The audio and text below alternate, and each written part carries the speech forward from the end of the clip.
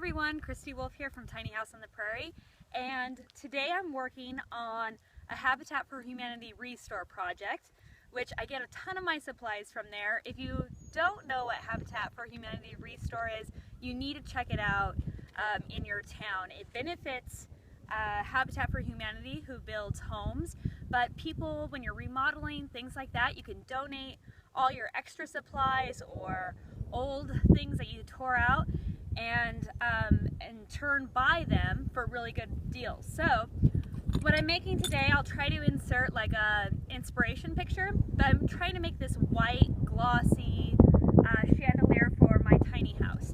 It goes in front of the fireplace, and I got this fixture at Habitat. It's pretty nice. Tags right here, $25. So really cheap, but it's missing the globes at the bottom. There's supposed to be a globe, but I'm taking the globes off, so it doesn't even matter. And you'll see in the inspiration picture that it has these same like shaped up cups, and then it will have a candle instead of these globes. So I'm gonna take off these globes, and then I have all these awesome antlers, and I have to give a shout out to a Facebook friend, Stacy, who had a bunch laying around, generously shipped me a bunch, and I'm gonna position them around the chandelier. I'm not quite sure yet how I'm going to attach everything, but it all needs to be white first. So I'm gonna lay everything out, take off the globes, give everything a coat of spray paint, and I'm using Rust-Oleum's lacquer. I want it to be like dipped in lacquer. That's the look I'm going for. So I'm gonna do that.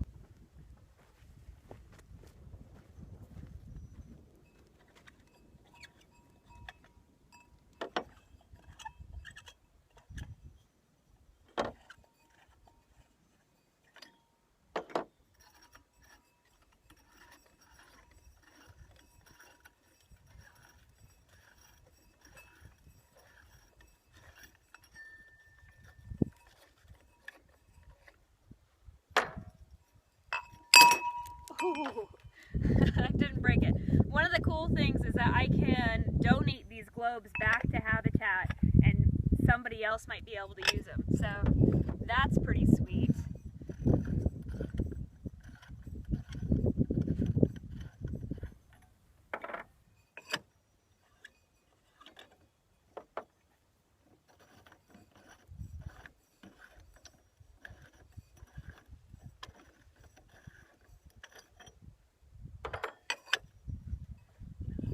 One more.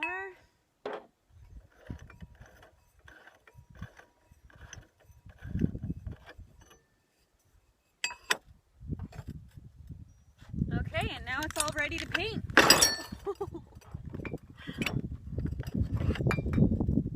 put these over here.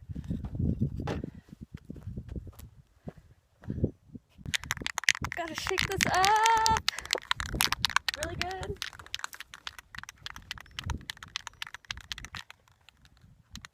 See if it's shook enough.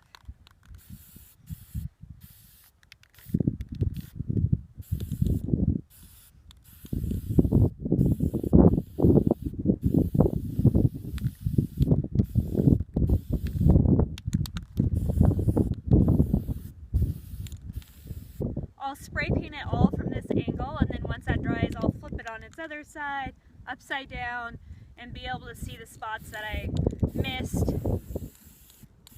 because you can't get all of it from one angle.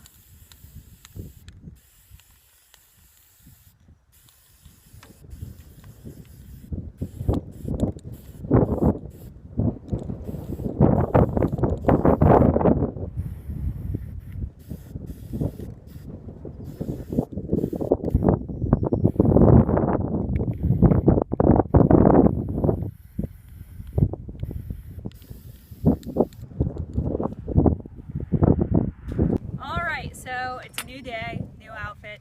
I spray painted the chandelier, and then maybe I can get it to stay up.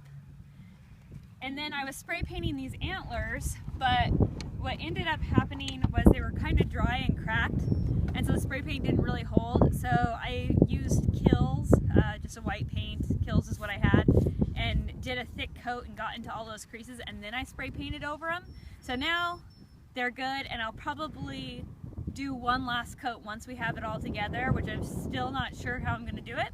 But I'm going to kind of arrange them and give you an idea of what it's going to look like, and then we'll start drilling and connecting them together. So something like this.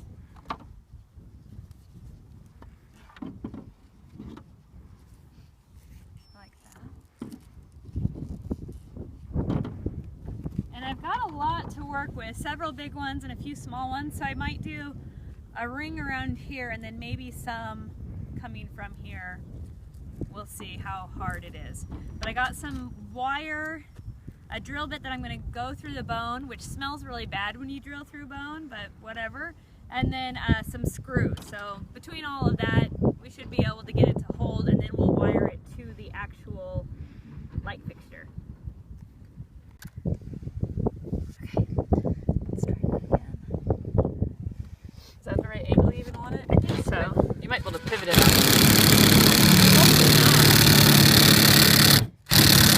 What is going on? Stuck. Okay. Alright, so we got the base together, as you can see here, kind of sorted out.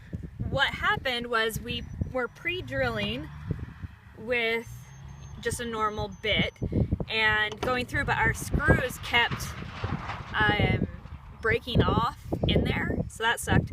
But how we went around it, we didn't have any bigger bit, but by just going in and reversing, and doing it slow, we were able to keep the screws. And so then I'll just show you. So we have 4 sections of like 2 together.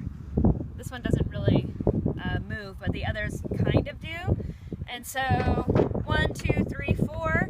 We're gonna leave like a little gap in the middle for our chandelier, this part of it. And then right now, I'm going to just see where they overlap, drill in these little things together so this becomes one piece, and then we can figure out how to attach it to this chandelier. Okay, got a train going, so it's a little loud, but we connected all the pieces together, so now we have this thing. And we'll put the chandelier through it and see what we got there. So we have it kind of together. What we ended up doing, we got the base done. We just spent about 40 minutes probably trying to get it to work with the hardware, and I think we did. Now I'm going to be, we kind of know where everything goes, and now I'm going to be zip tying everything together. These little outlets here at the bottom, this is why it was cheaper, because this globe was missing. I didn't ever want anything in there, so we took the horns, cut it off, and we're going to silicone them into those sockets right there. And then everything else will just be zip tied, and we'll see how it goes. They weren't quite an inch, which is what I needed, so I took blue tape, painter's tape, and just wrapped it around the base to get them to be thicker. The chandelier still needs another coat because it got a little banged up when we were hanging it and such, but I'm just going to slide these in there, and then we will paint over all the blue. And it will be awesome.